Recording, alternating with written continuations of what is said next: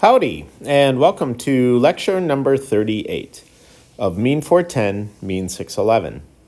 Okay, well, if you remember, the last time we met, we were basically going over this set of curves that we have here, which is, of course, fuel conversion efficiency as a function of equivalence ratio. And we talked about how fuel conversion efficiency decreases as we increase equivalence ratio up to about stoichiometric, and it does so for all of the compression ratios. And then once we hit stoichiometric and continue to increase compression or increase equivalence ratio, the fuel equivalence ratio then decreases at a much faster rate. And if you remember, when we met on Monday, we said that this behavior that we see here is the combination of the behavior of the thermal efficiency of the cycle times the combustion efficiency. And just to, again, carry this a little bit further, you'll recall that we said that the combustion efficiency is a function of equivalence ratio, looked something like this, where it's about 100% up until we get to stoichiometric, and then it begins to take a steep decline as we have rich products of combustion when we're rich of stoichiometric, leading to incomplete combustion. We then said, however, that the behavior of thermal efficiency was a little bit perhaps counterintuitive from what we might have expected, where the thermal efficiency will look something like the following, where we have a decrease in thermal efficiency until we get to stoichiometric, but then we have an increase in thermal efficiency as we go rich of stoichiometric. So the question is, why does thermal efficiency decrease as phi increases to 1.0 stoichiometric, but then reverse direction and increase as phi increases beyond stoichiometric? Right? In other words, why does the thermal efficiency decrease, reach a minimum, and then begin to increase as we go to higher equivalence ratios? Okay. Well, we talked about this before when we talked about ideal cycle, ideal air heat engine analysis back with chapter 3. And you'll recall that we generated curves that looked something like the following, where if this is the thermal efficiency and then we have compression ratio, note that this is compression ratio and not fuel air equivalence ratio, we had thermal efficiency curves that look something like this. And this might be gamma ratio of specific heats equal to 1.4. And this might be gamma equal to 1.3. And this might be gamma equal to 1.2, right? We had these various curves, but essentially what we observed is that the thermal efficiency decreases as gamma increases. And so it's the same explanation for our fuel air cycle analysis results, where even for the fuel air cycle analysis,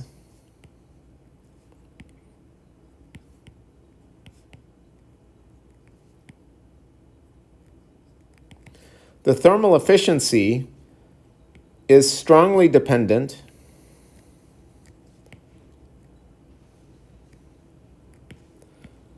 on gamma, the ratio of specific heats, which is Cp over Cv, where thermal efficiency increases as gamma increases. And that's, of course, what we see here as we go from gamma to 1.2 up to gamma to 1.4. For any given compression ratio, of course, we see an increase in efficiency.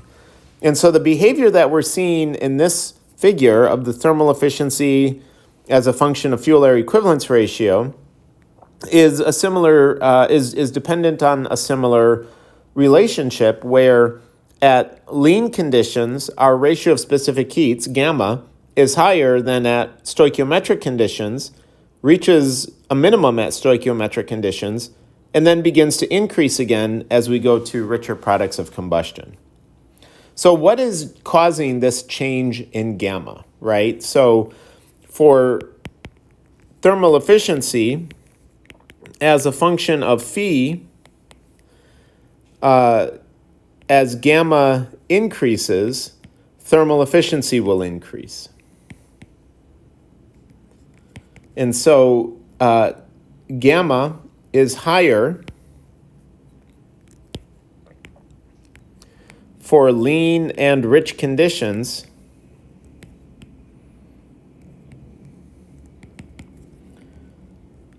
achieving a minimum at stoichiometric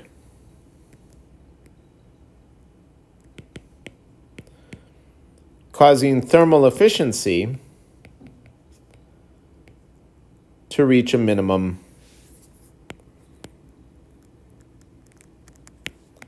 at stoichiometric.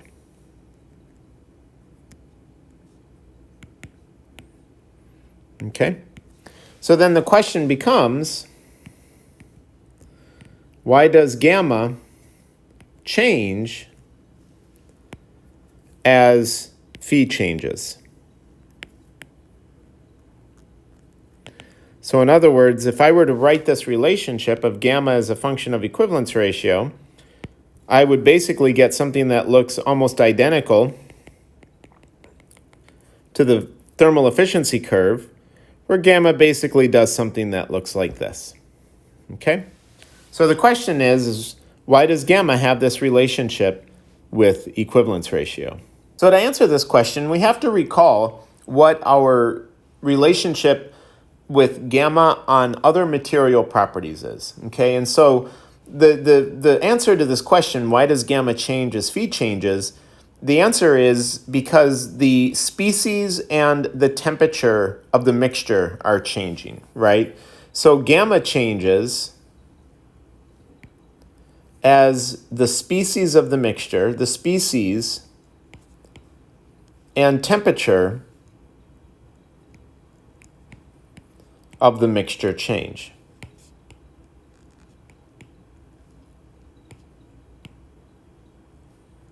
Okay, so how do we determine that, or how do we make some kind of an assessment of how gamma is a function of the species of the mixture and the temperature of the mixture? Well, to do it in simple terms, right, we can certainly do this by actually calculating gamma for any given species or any given temperature, and that's exactly what the AFTP program does for us, is it calculates that gamma value. But we can also think about it qualitatively by looking at the relationship of gamma with other properties, as well as those properties' dependency on temperature and species concentration. Okay, so let's walk through this and you'll understand what I mean. First of all, remember that gamma is defined as the ratio of constant pressure specific heat divided by constant volume specific heat. And also remember that R, the universal gas constant, is equal to the constant pressure specific heat minus the constant volume specific heat, which of course means just algebraically that CV is equal to CP minus R. Okay, and then also you'll notice that we're always using R here, and this R is always the what we call gas specific gas constant. Okay, in other words, this R value depends on the type of the mixture. It's not the universal gas constant. But this R that I have encircled in the dashed circle is related to the universal gas constant with the following expression, where any given gas specific gas constant is the universal gas constant, R bar, divided by the molecular weight of the mixture. And so it's better to use this relationship in place of R so that we try to minimize as many variables in this expression as we can. And so we can write that CV is equal to CP minus R bar all over the molecular weight. Okay, so recognizing that CP is equal to, gamma is equal to CP over CV, we can then algebraically manipulate this expression here by dividing every term by CV and then accounting for that relationship between CV and CP. And ultimately what we get is that gamma is equal to CP all over Cp minus R bar divided by the molecular weight. And this is the relationship that we're going to analyze to a large extent in understanding why thermal efficiency has this curve that we have drawn in this figure on the top left. Okay, so now the question becomes, if we recognize that gamma is a function of species and temperature, then the question becomes, well, how does species and temperature affect Cp and the molecular weight of the mixture? Okay, so what we can do is we can basically just do an analysis of this equation, right? Just looking at how gamma will change as Cp changes or as R bar over molecular weight changes.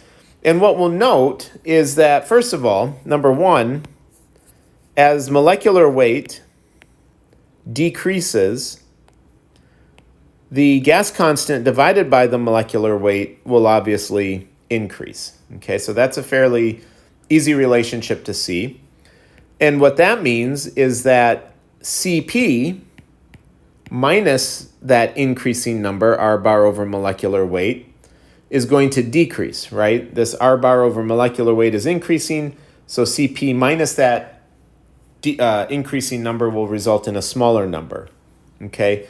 And if Cp over R bar molecular weight is decreasing, then that means gamma is increasing, okay? And so the net effect, when molecular weight is decreasing, the net effect is that gamma is increasing, okay? So molecular weight decreases, gamma increases, okay? How do we change the molecular weight of the mixture? Well, we change the species of the mixture.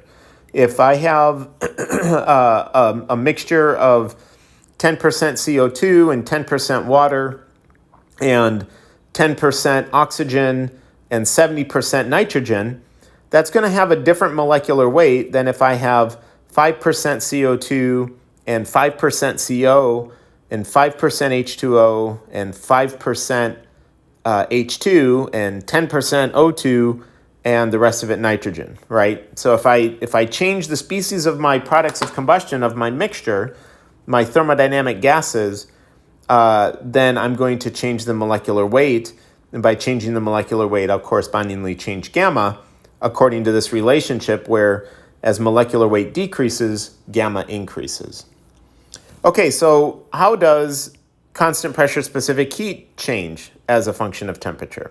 Or excuse me, how does the constant pressure specific heat influence this relationship with gamma? So again, we can go through the functional relationship of constant pressure specific heat with the ratio specific heats. And what we see is that as Cp increases, this division, Cp divided by Cp minus R bar over the molecular weight, this value is also going to decrease, right? So Cp is increasing, but it's increasing in the numerator, or excuse me, Cp is increasing in both the numerator and the denominator, but the rate of increase in the denominator is larger because that denominator, that value of the Cp is R bar over molecular weight, right? Over minus a constant, excuse me, okay? And so this denominator is increasing faster than the numerator. So as Cp is increasing, Cp over Cp minus R bar over molecular weight is decreasing, okay? And of course, if Cp over Cp minus R bar over molecular weight decreases, that's going to cause gamma to also increase. So as Cp increases, gamma decreases, okay? And so the summary relationship is Cp decreases, gamma also decreases, okay? So we're going to want to remember these two pieces of information because now what we can ask ourselves is, we've already talked about this a little bit, but how does molecular weight change as a function of equivalence ratio, okay? Okay, well, as I mentioned, we can go and we can calculate what the molecular weight of a given mixture is. But when we talk about this in the context of products of combustion, and our products of combustion are the gases, our working gases in the piston cylinder arrangement, we recognize that when we change equivalence ratio, we're not just changing CO2 and H2O and even CO and O2, but we're also changing the flame temperature. Remember that flame temperature increases as we go from lean to a little bit rich, and then begins to decrease as we go from rich to even more rich, right? Or from that point of maximum flame temperature to an even richer condition. And that changing flame temperature is going to change the equilibrium of the products of combustion, which is going to further compound the change to molecular weight, right? So your head can get a little dizzy when you think about this too much, and it's easier to just look at what the effect on the properties are. And so this is given to you in your notes, where you're provided with the molecular weight of the burn mixture, right? So you see that M sub B on your y-axis. So that's telling you the molecular weight of your burn mixture. So it's basically the molecular weight of your products of combustion. And this is given to you for 3 different temperatures: 1750 Kelvin, 2250 Kelvin, and 2750 Kelvin. And then it's also, of course, plotted as a function of fuel air equivalence ratio.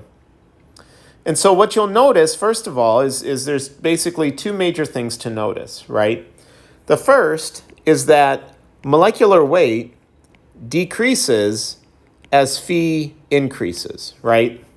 And so that's what we're seeing here, where we have this decrease in molecular weight, and then it just continues to decrease as equivalence ratio increases. Now, of course, you've probably noticed that there's a fairly substantial change in the way that that molecular weight decreases once we get to the stoichiometric point, okay? We'll talk about that here in just a minute.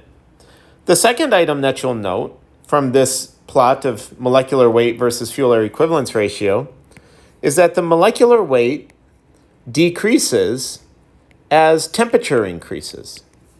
And that's what we see here, whereas we go from 1750 to 2250 to 2750, the molecular weight is trending toward decreasing, okay? So molecular weight is decreased by an increasing equivalence ratio, and molecular weight is decreased by an increasing temperature. So, of course, as you can imagine, or if you just want to maybe understand it a little bit more, the reason why molecular weight decreases as phi increases is because you're trading your oxygen, right, which has a molecular weight of 32, right? So the molecular weight of oxygen is 32 grams per mole. And even though the molecular weight of carbon dioxide is rather heavy, right, that's 44 grams per mole, the molecular weight of water is really light. It's only 18 grams per mole. And so as you shift from conditions where you have a little bit of H2O and a little bit of CO2, but a lot of O2, you're shifting now toward a situation where you have a lot of H2O and a lot of CO2 and only a little bit of O2, right? And it's that dominating effect of H2O where you're decreasing this species in your mixture and increasing this species in your mixture. And ultimately, the H2O wins and causes the molecular weight of the mixture to decrease as you go to higher equivalence ratios.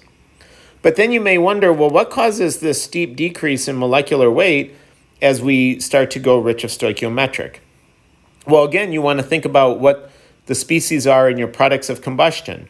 Now, what you're doing with rich products of combustion is you're increasing the concentration of carbon monoxide, which again has a fairly low molecular weight of 28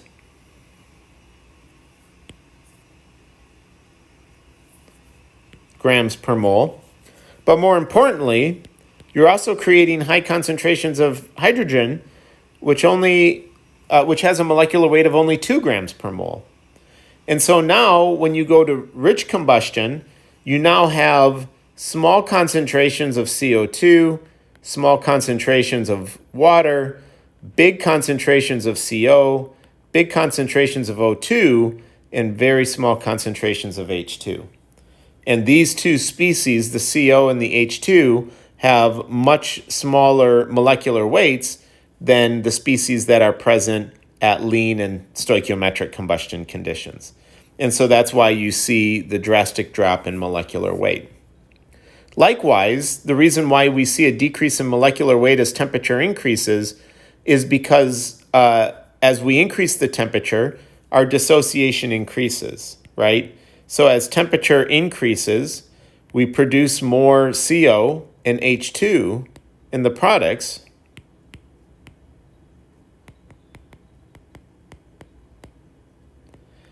And as we produce more CO and H2 in the products, that will cause a lowering of the molecular weight. Okay?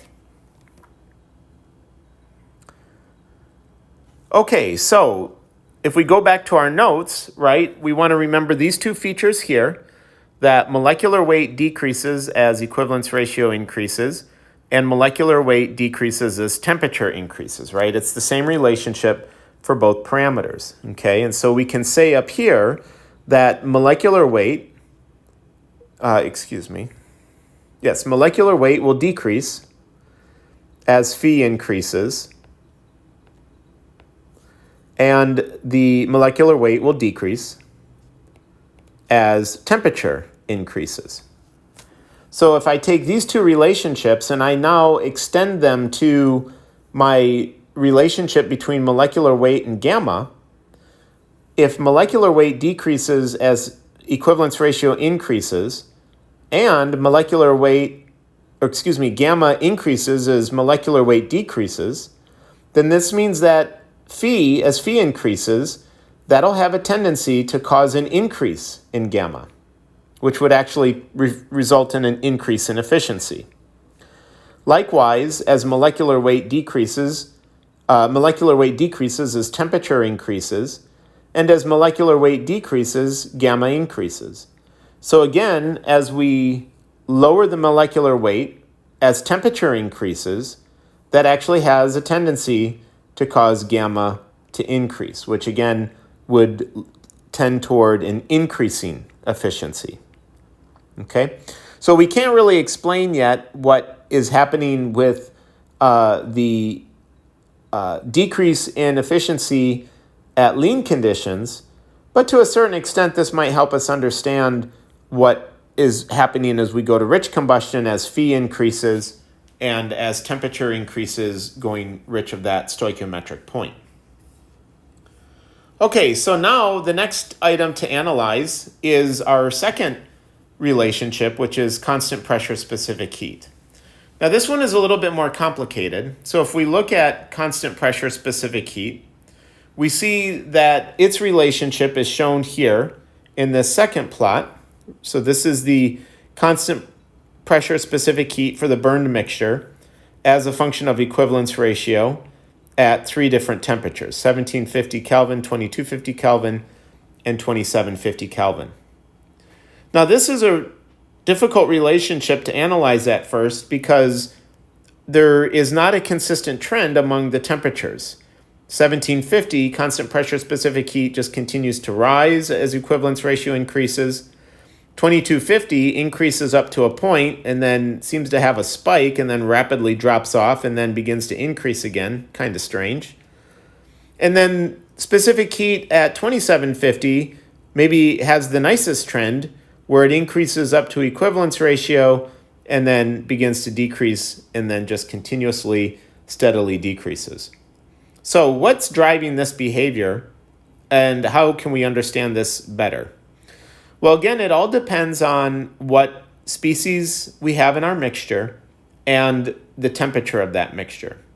And we can have a good idea as to how species and temperature are affecting the constant pressure specific heat by looking at the constant pressure specific heat for specific molecules that compose our products of combustion. And you'll note that this is the specific heat, the constant pressure specific heat for these specific species as a function of temperature. So at the present moment, this data is just showing you the specific heat of each individual molecule. It's not showing you what the specific heat of a mixture of products of combustion is. But as you know, products of combustion, the species of products of combustion include things like CO2, water, O2, CO, H2, and N2. And so those products of combustion are going to be a mixture of these species or a mixture of these various specific heats, depending on what the concentrations of these species are in that mixture and the temperature of the mixture, because we are plotting all this data as a function of temperature. So first of all, what I'd like you to notice is that the specific heat of a species increases as its complexity increases. So the simplest molecule, H2, has the lowest specific heat, followed then by N2, which is a little bit bigger molecule than H2. And then there's carbon monoxide. And then finally there's O2. Now it's really quite interesting. If you note, you have your lightest molecule, and then your next heaviest, 28, and then another one that is 28, and then 32. And so, of course, the molecular weight is tending to increase, the specific heat of a given diatomic molecule is generally increasing as the molecular weight of that molecule increases. But then also notice that there's a large jump in specific heat of a species as you go from your diatomic molecules like H2 and O2 up to your triatomic molecules like H2O and CO2. So now, because you have that third atom in this molecule, you have an additional energy storage mechanism within this molecule. And so the amount of energy that a given molecule, triatomic molecule, can hold at any given temperature is increased because there's that additional atom there, which adds molecular complexity to those various energy storage modes, the different ways that energy can be stored in a molecule. So CO2 has your highest specific heat, and then H2O is the second highest. And again, at that point, once you make the jump from diatomic to triatomic molecules, now you see the same or a similar relationship with how much the specific heat is based on the molecular weight of the molecule, right? So 18 for H2O and 44 for CO2. Okay, so long story short, the specific heat, Cp, will increase as concentrations of CO2 and H2O increase in the mixture. Okay, so let's go ahead and write that down. I wanted to do this on this slide. Sorry about that. Number one, Cp increases as concentrations of CO2 and H2O increase in the mixture.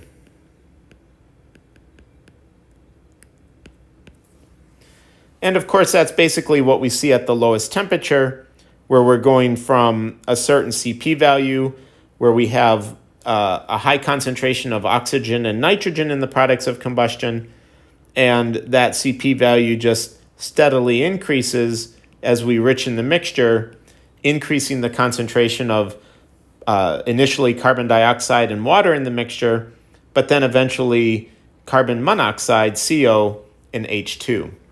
So when we get to that point of trading off CO2 with CO and oxygen and trading off water with H2 and oxygen, you can see that at that point, the difference between the Cp values of, say, CO2 and CO and H2O and H2 are sufficiently small enough, if you will, that they at that low temperature where you have very little dissociation and you're not making excess amounts of CO or H2, that the Cp value has basically shows a very similar relationship as you go from stoichiometric to rich.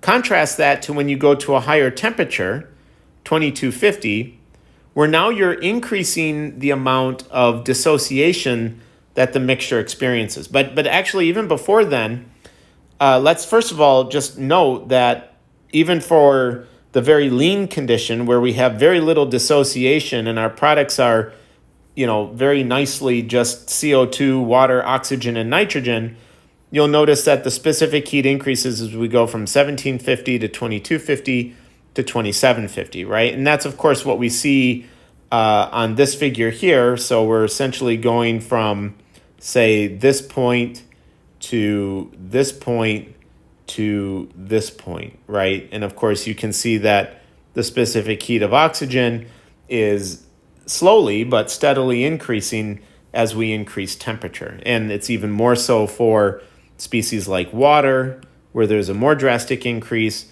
and also an increase with CO2. And so as we increase our temperature at any given equivalence ratio, the ratio of specific heat, CP, tends to increase. But now specifically at the 2250, again, we see that increase in CP increasing as we increase the concentrations of CO2 and water in the products. But then we see this rather drastic spike near stoichiometric and then a rather drastic decrease. And so the question is, well, what's happening here? Well, what's happening here at this particular temperature is we begin shifting to rather high concentrations of CO2 and H2O as we get to that stoichiometric point, right? So the oxygen concentration is starting to decrease towards zero, and we're shifting all of the products to species like CO2, water, and nitrogen. And so it's that decrease in oxygen and that corresponding increase in CO2 and water that causes this initial drastic rise in specific heat. But then that precipitous drop is due to the dissociation as we get to higher temperatures. Remember that flame temperature is approaching its maximum point here, where flame temperature is substantially increasing. And so that increased flame temperature causes dissociation of species like CO2 into CO and oxygen, and water into H2 and oxygen, and that correspondingly causes a drastic decrease in the mixture-specific heat. And so as we go to richer conditions, we now see there being a trade-off between the concentrations of CO2 and water in the products to CO and H2 in the products, which have much lower CP values. And that fact is just further compounded with 2750, right? So first of all, we have a higher specific heat value altogether because we're at the higher temperature. And as we increase our equivalence ratio, CP increases as concentrations of CO2 and water in the products increase. We reach a peak near stoichiometric, but now because of high flame temperatures and the effect of dissociating the CO2 and water into CO and H2, which have lower CP values, we then begin to see the decrease in the burn mixture CP as we go to higher fuel air equivalence ratios. Okay? And so let me just summarize here that CP increases as temperature increases. Okay, and so we have those relationships as well. Okay, so now, again, going back to our notes, right? So we have this behavior here where as CP decreases, then gamma decreases, right? We have that fairly strong relationship. But we have to put these two pieces of information together somehow and ultimately come up with the net effect on gamma. And that's what the third plot does for us. If we look at the third plot now, this is essentially combining everything all together. And now what we see is that, first of all, we have, of course, the relationship of gamma of the burn mixture as a function of fuel air equivalence ratio. And this is capturing that net effect of gamma is equal to CP all over CP minus R bar over molecular weight, right? So you take the relationship of this behavior with molecular weight and the relationship of this figure with constant pressure specific heat, and then you end up getting the ultimate effect, which is this is the value of gamma as we change temperature and fuel air equivalence ratio. And so what we notice is that gamma decreases as we increase fuel air equivalence ratio, likely dominated by the CP effect, where CP gamma decreases as CP decreases, right? This relationship that we have listed here, okay? And so we see this decreasing gamma effect. Actually, I think, let me just make sure that I have this written correctly. I think I might have made a mistake here. So my apologies, I just realized it. As CP increases, CP, yeah, okay, I didn't write this relationship correctly. I'm so sorry. So that should be CP, as CP increases, gamma decreases. Okay, I didn't think that sounded right when I said it. So sorry about that, but this is the correct one, right? That's what I have written here. As CP increases, gamma decreases, right? Okay, so my apologies. Going back to our figure now, if we take a look,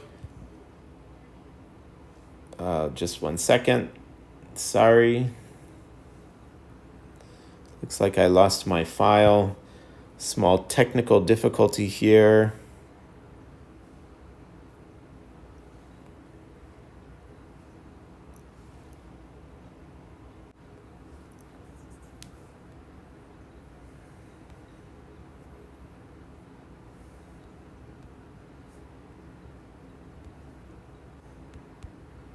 Well, let me try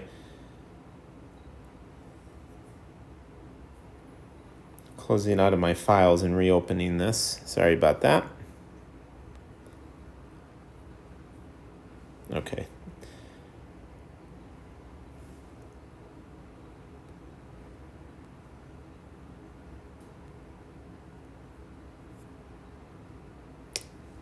I think it's lost the connection to Dropbox, and that's why it's not working for me.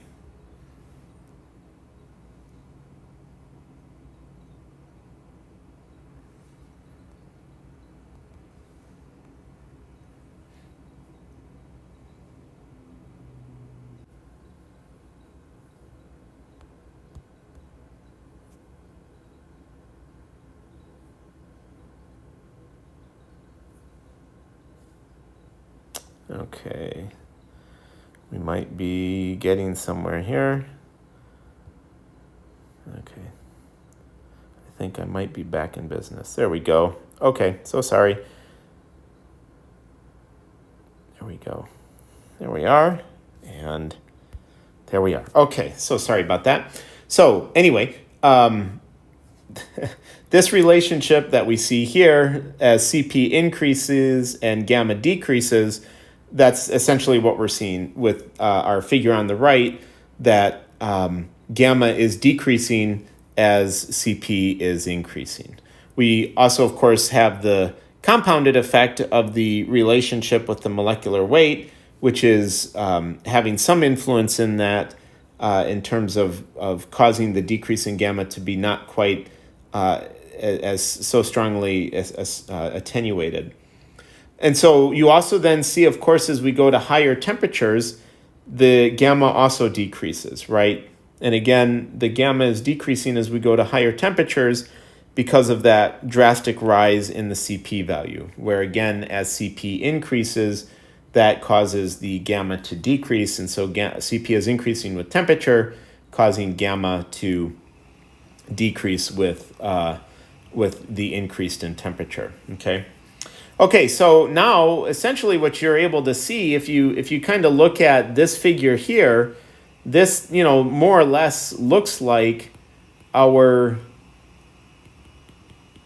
thermal efficiency as a function of equivalence ratio, right? If you remember this plot that we plotted in the other set of notes, where we have a decrease in thermal efficiency until we get to stoichiometric conditions, and then an increase in efficiency as we go rich of stoichiometric, right?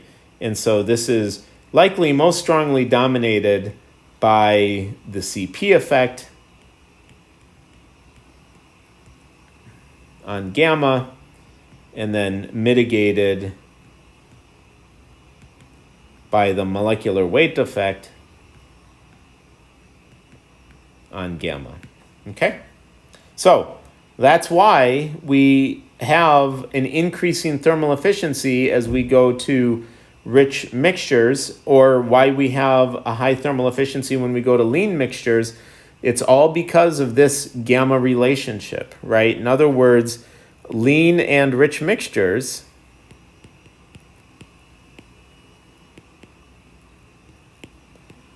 have more favorable thermodynamic properties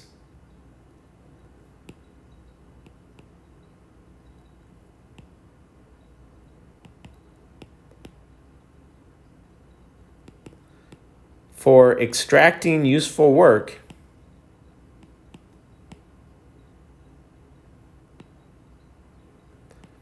than near stoichiometric mixtures.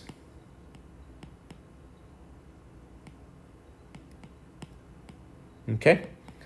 So again, if anyone ever tells you that engines that burn lean are more efficient because they use less fuel, you can always say, well, according to the first law of thermodynamics, if I'm using less fuel, I should make less work. So that doesn't explain why my engine is more efficient at a lean condition. But at that point, you can then say the real reason is because I have a higher ratio of specific heats, a higher gamma, a mixture that is more favorable for expanding the energy into useful work at lean conditions. And from a thermal efficiency point of view, I'll also have that higher efficiency with a rich mixture. But of course, that translates into a very poor fuel conversion efficiency because of my combustion efficiency effect. But that's what is causing this upward facing slope on that fuel conversion efficiency, because my thermal efficiency is in fact increasing as I go from stoichiometric to rich, right? And so as I go in this direction, right, from lean to stoich, my thermal efficiency is decreasing and my combustion efficiency is basically staying the same. And so the net effect is that my fuel conversion efficiency decreases, right? And if I go rich of stoichiometric in this direction, my thermal efficiency is actually increasing, but now my combustion efficiency is really decreasing, right? And so the net effect is that the fuel conversion efficiency really decreases, but it's decreasing at an increasing rate, right? Or at a decreasing rate. And that's what's giving that upward facing relationship in fuel conversion efficiency. Okay, so now there's other properties or other parameters that are shown in your Chapter 5 notes that I don't expect you to analyze for Lab 3, but of course you can see the result of net indicated mean effective pressure with equivalence ratio and compression ratio. And as you might expect, based on our previous relationships and knowing the influence of IMEP on fuel conversion efficiency, we see this increasing IMEP up to stoichiometric, and then it tapers off, reaches a maximum, and then begins to decrease. Now, what's interesting to note on this slide, and we've talked about this rather briefly in class already, but you'll notice that peak IMEP actually occurs rich of stoichiometric, right? And again, we'll do this in real engines where for peak power, we'll actually calibrate the engine to occur slightly rich, right? So peak power occurs at phi slightly higher than phi equal to 1. And we call that fuel enrichment.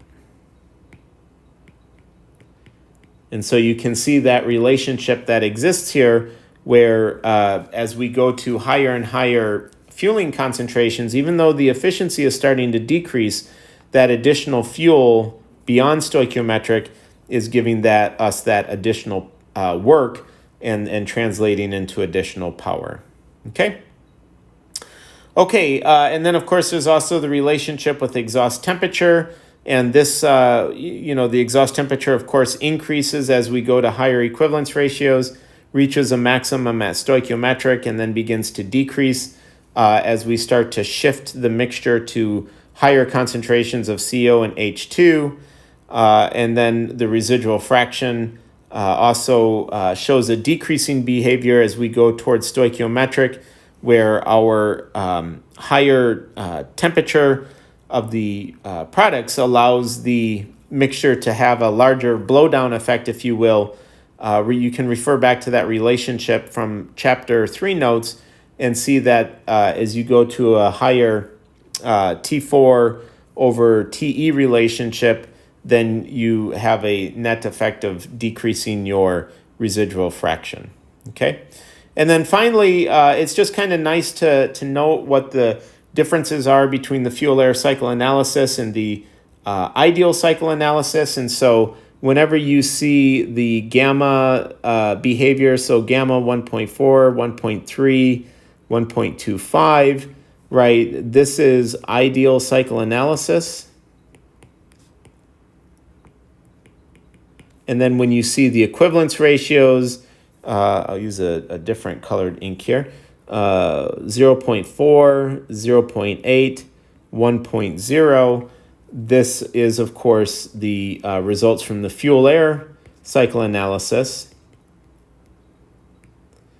And so you can see what the ratio of specific heats for the mixture would need to be in order to match a certain fuel-air equivalence ratio, right? So pure air is 1.4, so that'd be a phi equal to 0. And then 1.3 is roughly 0.5, right? 0.4, between 0.4 and 0.8.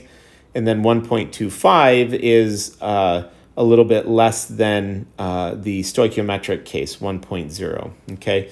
So these curves that you see here are all related to the cycle analysis, right? So those are the ideal curves. And then the actual curves, or the actual engine efficiency, is what we see shown here. These curves that you see here is basically actual engine data, right?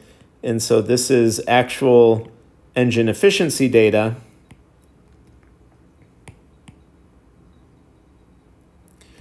And you can see that the predictions are certainly much higher than actual engine data, but they're not so much higher that it would discredit the merits of their analysis, right? I mean, obviously, we would never expect to get 70% efficiency out of an engine, but these curves that we're showing here for, say, stoichiometric of 1.4, we're predicting an efficiency of about 0.54, whereas in this case, we're getting an efficiency of maybe about 0.42, right? So definitely a big difference, but it's important to note that the trends are generally correct, right? And the predictions get us somewhere within the ballpark to at least allow us to have some confidence to evaluate the various trends that we might see as we look at different engine applications and such, okay?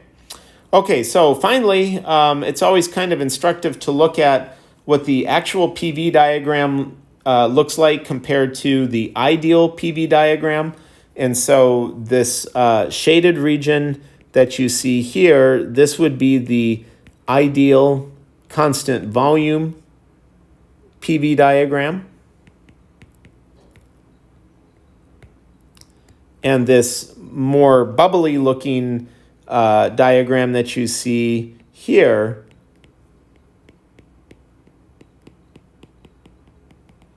this is the actual engine PV diagram. So, of course, you remember that work is the area under the curve. And so clearly the ideal cycle is going to predict the engine to produce more work than the actual engine does, right? We know that just because the ideal engine doesn't include real losses like heat losses and other types of efficiency losses, right? Finite combustion, things of that nature. And so that is necessarily going to correspond to a higher PV, a peak pressure, and a more favorable work-producing PV diagram than the actual engine produces, okay? But one of the big differences between the ideal cycle and the actual cycle is that combustion, so a large difference,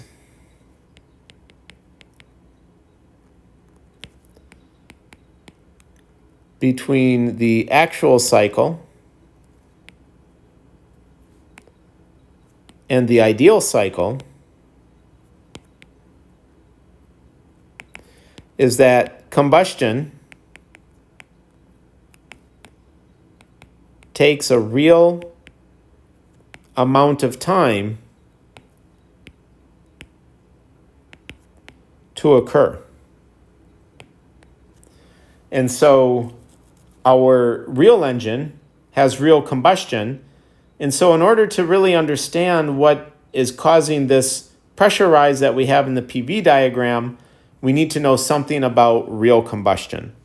And so that's what's going to lead us into our next discussion, starting chapter 6 with our lecture on Friday. So we'll start spark ignition combustion on Friday. Thank you all so much for your attention, and I wish you a great day, and we'll see you on Friday. Take care. Bye-bye.